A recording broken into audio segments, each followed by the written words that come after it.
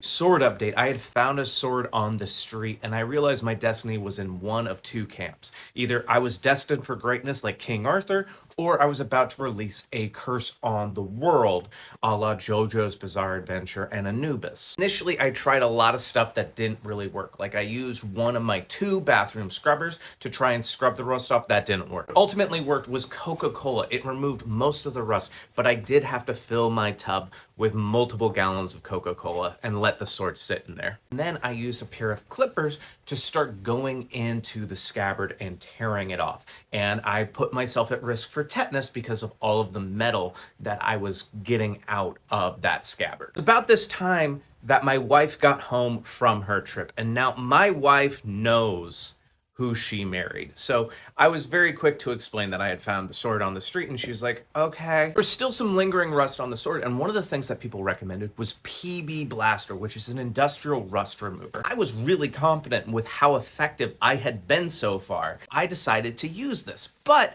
I used it inside thinking all I had to do was open this small little window and that would be fun. When my wife got home from work the day I used the PB Blaster, she took one step inside, smelled the apartment and was like, Matt, you've given me a migraine. I cannot sleep here tonight. Providing further evidence that I may have unleashed a curse, we agreed that any further work on the sword had to take place outside, but that put me at odds with New York City sword laws.